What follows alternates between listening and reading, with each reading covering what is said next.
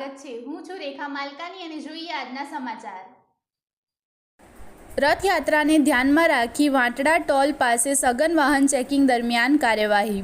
Modasa rural police અને અરવલ્લી એસઓજીની સંયુક્ત ટીમે ક્રેટા કારમાંથી એક શખ્સને ઝડપી પાડ્યો।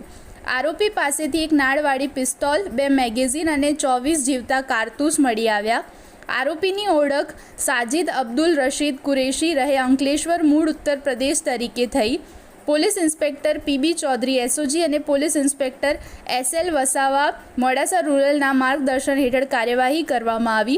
કુલ ₹8.94 લાખનો મુદ્દામાલ, ક્રેટા કાર, પિસ્તોલ, કારતૂસ અને મોબાઈલ કબજે કરી મોડાસા રૂરલ પોલીસ સ્ટેશનમાં ગુનો નોંધાયો। ગઈ તારીખ 13/7/2026ના રોજ બાયડ ખાતે જે જૂનું પોલીસ સ્ટેશન આવેલું છે ત્યાં રાત્રિના 00 થી 0:45 દરમિયાન મુદ્દામાલના જે વાહનો રાખેલા હતા એ પૈકી એક સીએનજી રિક્ષા અને એક કન્ટેનર ટ્રક એની અંદર આગ લાગવાનો બનાવ બનેલો। જે તે વખતે પોલીસે તાત્કાલિક પગલાં લઈ અને આ તુરંત જ આગને કાબૂમાં લઈ લીધી હતી। ત્યારબાદ આ જે બનાવ છે એ અનુસંધાને બાયડ પોલીસ સ્ટેશનની અંદર જાણવાજોગ દાખલ કરવામાં આવેલ હતી। આ જે બનાવ છે એ શરૂઆતથી જ શંકાસ્પદ લાગતો હતો, કારણ કે જે બંને વાહનો હતા એ દૂર હતા અને આકસ્મિક રીતે કે શોર્ટ સર્કિટના કારણે આની અંદર કોઈ આગ લાગી હોય એવું જણાઈ આવતું ન હતું, જેથી જાણવાજોગ દાખલ કરી અને ઊંડાણપૂર્વક પોલીસ દ્વારા તપાસ હાથ ધરવામાં આવેલી।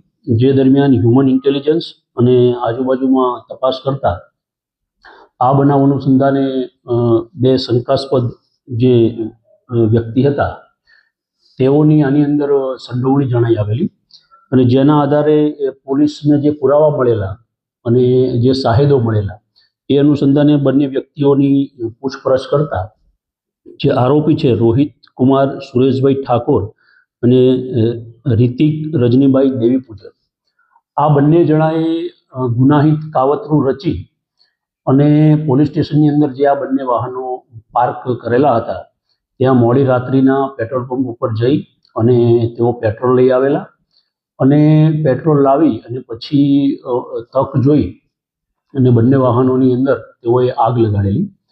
આ આગ લગાડવાનું કારણ એવું હતું કે આમાં જે આરોપી છે રોહિત કુમાર સુરેશભાઈ ઠાકોર એનો આગલા દિવસે પોલીસે પીધેલાનો કેસ કરેલો અને કાયદેસરની કાર્યવાહી હાથ ધરેલી હતી, જેનાથી નારાજ થઈ પોતે પોલીસથી નારાજ હોય, પોલીસને નુકસાન કરવા માટે થઈ અને જે મુદ્દામાલના વાહનો હતા પોતે નજીકમાં જ રહેતા હોય, ગુનાહિત કાવતરું રચી અને આ જે કન્ટેનર ટ્રક છે અને સીએનજી રિક્ષા છે એને બંને આરોપીઓએ ભેગા મળી અને સળગાવી દીધેલી। બંને આરોપીઓ વિરુદ્ધ સરકાર તરફે ગુનો દાખલ કરવામાં આવેલો છે અને બંને આરોપીઓની ધરપકડ કરી અને કાયદેસરની કાર્યવાહી હાથ ધરવામાં આવેલી છે।